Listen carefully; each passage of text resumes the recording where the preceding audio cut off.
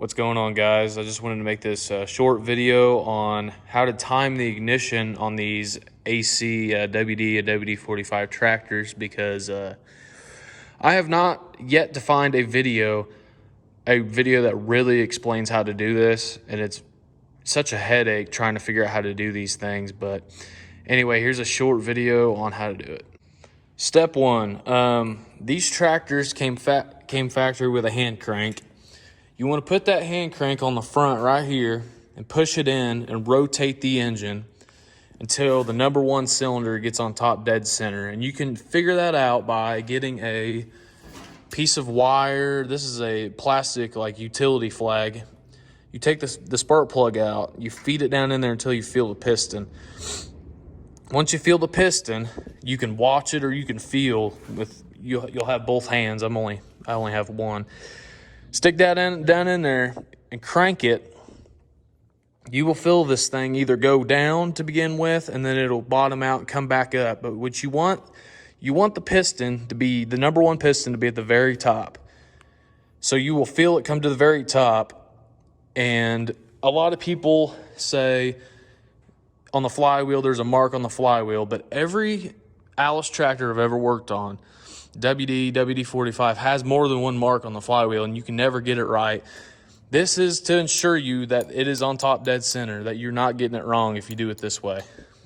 It is a little bit more work, and you can also do this with one person instead of two. Step two, once you get the number one cylinder on top dead center, if your distributor is out, which it needs to come out anyways, take your distributor out. This whole unit will come out. You take these two 9/16 bolts out, this thing will come out. What you're looking for, there's a set of gears down here that mesh together. What you want,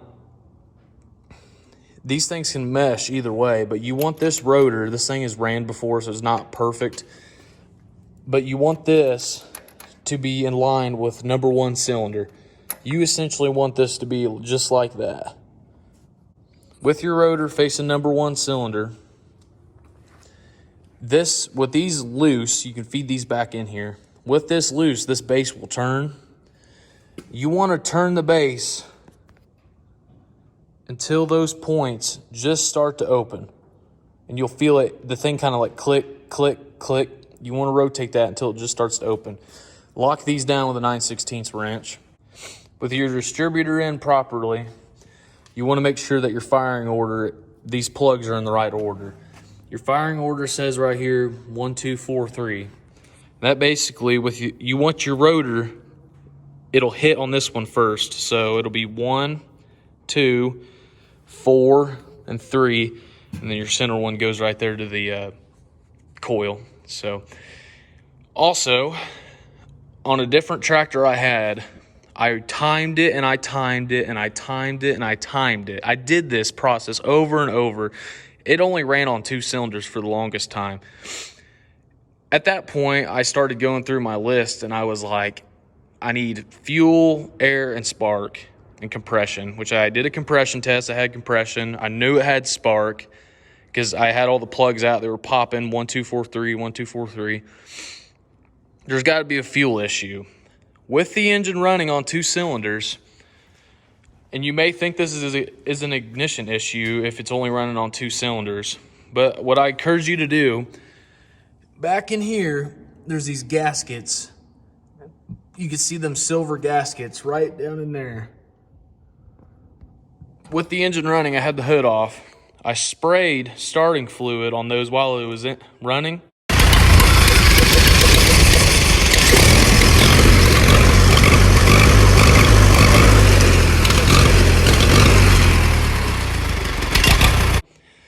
There you go. I had 2 cylinders pick up when I did that because one of them was leaking and they feed through the same cylinder.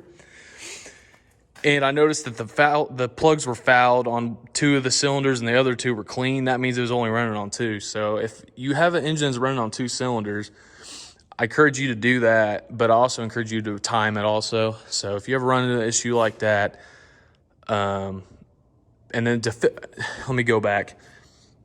To fix that issue, what I did was I bought all brand new gaskets off Steiner Tractor Parts on the internet.